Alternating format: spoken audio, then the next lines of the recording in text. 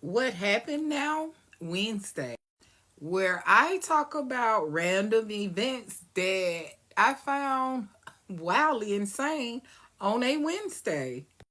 Now, this one is a kicker. It is a laugh. It was a rival that they thought was a little harder than what it was. But let's get started. Meet Joya Williams, and she was an executive administrative assistant for Coca-Cola in 2006. Now, Joya was your everyday employee, the one who kind of like hates her job, don't want to be here. Majority of sometimes the employees that's there. Definitely feeling overworked, underpaid, and underappreciated. So Joya concocted this plan one day that, hey, I'm going to get rich off of Coke. And in May of 2006, Joya concocted the plan to steal the secret recipe and sell it to the competition, Pepsi. Now, again, Joya was working for Coke. You hear me? Coca-Cola in Atlanta, Georgia. But she thought that she could concoct a plan to sell the Coke recipe to Pepsi for $1.5 million.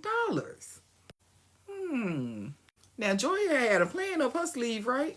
All right, let's see how this goes.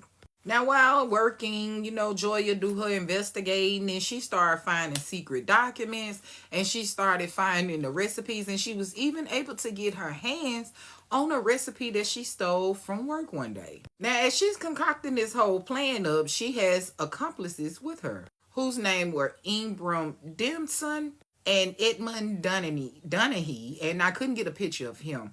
And she brought them in on the scheme. Now, the guys were more on the side of where they were emailing Pepsi, sending them messages, and even kind of like trying to threaten them in a way like, hey, if you give us $10,000, we're going to give you this right here. Ay, ay, ay. Now, back over here with Joya, she at Coke, just getting all type of information that she feels she can get to get her a little money scheme going on. But what Joya did not seem to understand about Pepsi is that Pepsi was competition to Coke, not a damn criminal. Now, because Pepsi, they play smart too. Because when Joya brought her tail over there with the secret formula, okay, acting like plankton and all, trying to steal some shit and concoct some shit, Pepsi said, But they played with her for a minute, all right? They played with her. So instead of Pepsi going in on this deal, guess what they did? They contacted the F, the B, and the I. And they told Coke on her ass, too. So that's how Pepsi played them, okay? They got the FBI involved. And the FBI, they decided that we're going to stage a sting operation. And they acted like they were working for Coke, of course. And they went undercover.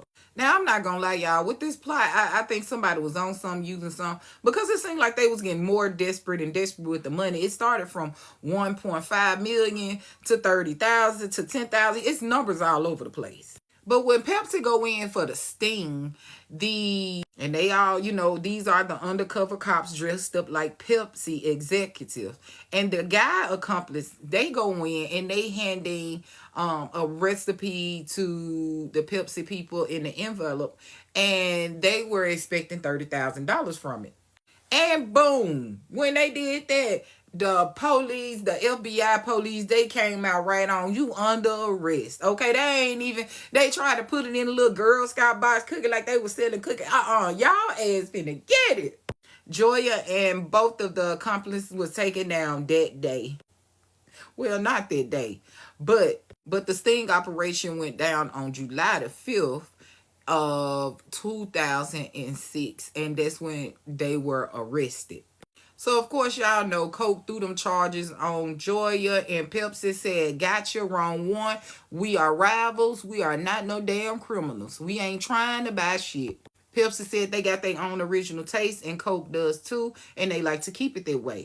Now, Miss Joya here, she ended up getting 8 years in prison from this situation, which she is now out. And her accomplice, they had to serve as much as time too. Now, what y'all think of this story? I mean, 2 stories and people trying to take some. What is going on? But what do y'all prefer, Coke or Pepsi?